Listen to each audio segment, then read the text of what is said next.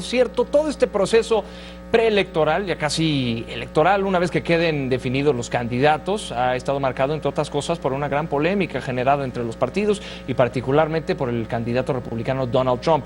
Y para hablar de este tema, agradezco que esté con nosotros en el estudio Samuel Martínez López. Él es investigador y académico de la Universidad Iberoamericana, especialmente en el Departamento de Comunicación. Ha hecho un gran análisis sobre todo este tema y lo que se está platicando al margen de los discursos. Así es que, Samuel, muchas gracias por estar aquí. Bienvenido. Hola, Ricardo. Te agradezco que vengas hasta Muchas acá gracias. Entre semana y con marchas, pero bueno, qué tema más apasionante, ¿no?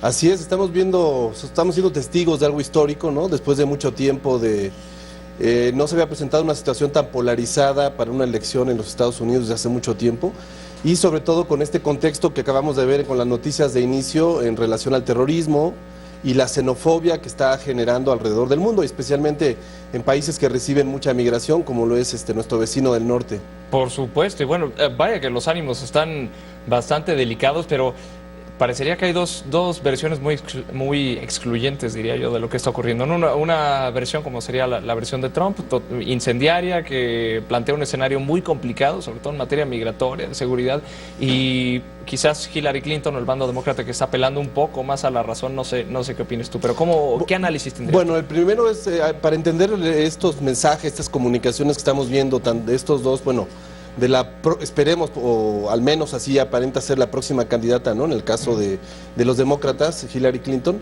el contexto es muy interesante y no se puede dejar de lado que estos mensajes que están construyendo estos candidatos, ¿no? Están justamente construidos a partir de un contexto, ¿no? En el caso de Trump, bueno, la semana pasada y todo lo que ha hecho durante los últimos meses es construir una visión pues catastrofista, digamos, una visión claramente maniquea, muy polarizada, donde está apelando mucho a las emociones de sus futuros electores, ¿no? Está apelando mucho a la situación de la clase media en los Estados Unidos, al deterioro de su infraestructura, al deterioro de las fuentes de empleo en ciertos estados. Claro. Está apelando mucho, obviamente, a este tema del terrorismo, y a partir de ese contexto, igual en el caso de Hillary Clinton, bueno, tratando de secundar un poco al presidente Obama para dar continuidad, digamos, a ciertas políticas, quizá un poco más mesurada, pues también trata de apelar y construir un discurso, una comunicación que llegue a esos electores que sabemos en Estados Unidos están muy decepcionados, igual que en muchas otras partes del mundo hay una crisis de la representación política. Muchos ciudadanos no nos sentimos identificados con los gobernantes y con sus promesas, y esto hace que los esfuerzos de comunicación de los equipos de campaña, los discursos de los propios candidatos, tengan que apelar a varias instancias, ¿no? Aquí me gustaría recordar, sin esperar ser muy académico, ¿no? Esperamos recordar este tema de lo que es la retórica. La retórica es una palabra que se utiliza comúnmente hoy, cotidianamente, para referirse siempre, regularmente, aunque no exclusivamente, al discurso de los políticos. Sin embargo, es una palabra que se usa mal, se ha desgastado con el uso, se le utiliza ahora de forma peyorativa, para referirse a cualquier discurso mentiroso, falso, que truquea la realidad. Sin embargo, y aquí viene la parte académica, desde hace mucho tiempo, especialmente desde la época clásica con el gran filósofo Aristóteles, sabemos que la retórica es un arte, es una ciencia para comprender los discursos, para estudiarlos y para elaborarlos. Entonces yo creo que por ahí podríamos rescatar, olvidándonos de esta concepción negativa, peyorativa que hay de la retórica, en esta concepción de Aristóteles, nos puede servir como un frente para observar este tipo de fenómenos que estamos viendo en estas semanas. Por supuesto, y eso me gusta mucho que lo menciones, también lo decías fuera del aire, pero tendemos a pensar de una forma muy negativa cuando decimos retórica, ¿no? Que estamos viendo, escuchando retórica, pensamos que se trata de un político que está manipulando la voluntad o el pensamiento del electorado, sí. Y no necesariamente ocurre. No necesariamente, el sentido original de la palabra retórica, del concepto, es el arte de persuadir a través de argumentaciones, ¿no? Entonces la retórica es el arte de persuadir. Sin embargo, con el paso del tiempo, con el paso de los siglos, han pasado muchos siglos desde que se creó que hoy es una disciplina, de una rama de la filosofía, pues esta palabra se ha ido desvirtuando, entre otras cosas porque la palabra, el uso público de la palabra, aunque obviamente sigue teniendo una gran presencia y gran fuerza, se ha desvirtuado y se ha desvalorado. ¿Por qué? Porque vivimos en una sociedad gobernada por la escritura.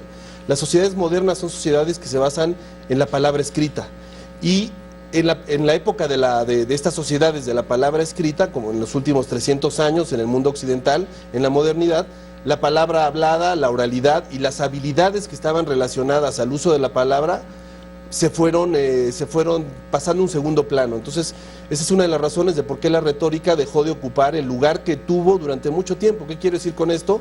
Antes, en los procesos educativos en muchos lugares, la retórica formaba parte de la educación de las personas, es decir, se les enseñaba que para persuadir e influir a otras personas de su comunidad, de su ciudad, de su nación, utilizaran la palabra con fines persuasivos.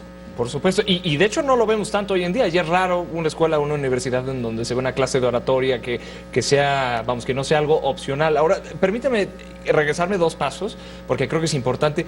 ¿Por qué en pleno siglo XXI, incluso en países desarrollados, vemos el regreso de los extremos, de la extrema derecha, la extrema izquierda, de los discursos xenofóbicos, racistas, y la gente parece estar verdaderamente persuadida, ¿no? Como puede ser el caso de Donald Trump, de Marine Le Pen, quien tú gustes, ¿no? Pero ¿por qué? Bueno, hay una respuesta, podemos regresar a Aristóteles para que nos ayude a responderlo. Aristóteles señala en sus tratados que la retórica básicamente apela a tres instancias o a 3 tipos de argumentos. El primer tipo de argumento es el argumento ético. Una persona que habla y busca persuadir, lo que debe de construir su discurso es a partir de lo que él llama Aristóteles el etos, ¿no? Es decir, es la base ética que tiene aquel que habla y busca persuadir a otra persona. El segundo elemento muy importante para Aristóteles, obviamente, es lo que él llamaba el logos, los argumentos, las ideas, ¿no? Una persona que trata de persuadir públicamente sobre sus ideas, pues tiene que tener buenos argumentos, esos argumentos tienen que ser lógicos, verdaderos, una serie de características. Y el tercer elemento, que tiene que ver con lo que me acabas de preguntar, que señala Aristóteles que es fundamental en un discurso, en una retórica, es las emociones, lo que él llamaba el patos, ¿no? Todo lo que tiene que ver con la pasión. Entonces, un buen orador, digamos, en el mundo antiguo, se educaba a partir de aprender a manejar estas 3 habilidades. Entonces, aquí viene otro término muy importante que también tiene que ver con lo que me preguntabas, que es el término de sofística, ¿no? Lo que es un sofista. En el mundo antiguo se consideraba un sofista una persona que utilizaba las palabras simplemente para persuadir, pero no tenía otro fin más que el egoísmo o el lucro.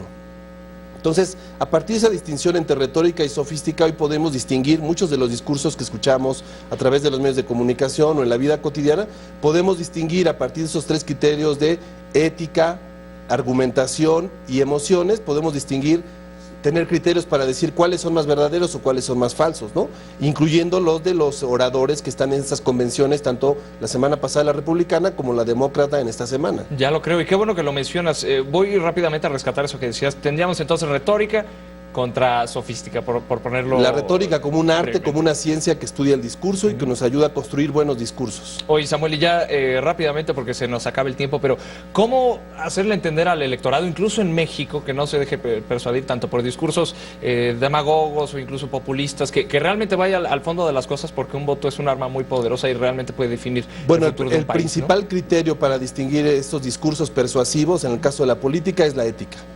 Todo orador tiene como primer sustento, como base, la ética.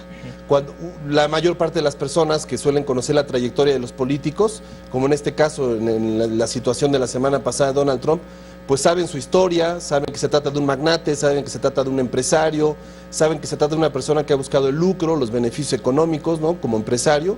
Y bueno, a partir de eso la gente podría decidir si lo que dice, si lo que promete, si lo que plantea, si aquello que juzga, aquello que critica, aquello que evalúa, es congruente con su historia personal, como sujeto, como figura pública, como celebridad mediática, ¿no? Por supuesto. Creo que ese puede ser un buen elemento para cualquier persona, aprender a distinguir a partir de evaluar esos criterios, cuando una persona está cayendo como en la sofística y cuando alguien está utilizando la retórica en el buen sentido de la palabra, como el arte del persuadir, que es legítimo. Oye, pues muchísimas gracias, Samuel. Eso yo añadiría rápidamente también el ver si las promesas de campaña o algo es económicamente factible, ¿no? Porque ahora que está de vuelta en buena medida el populismo y el asistencialismo.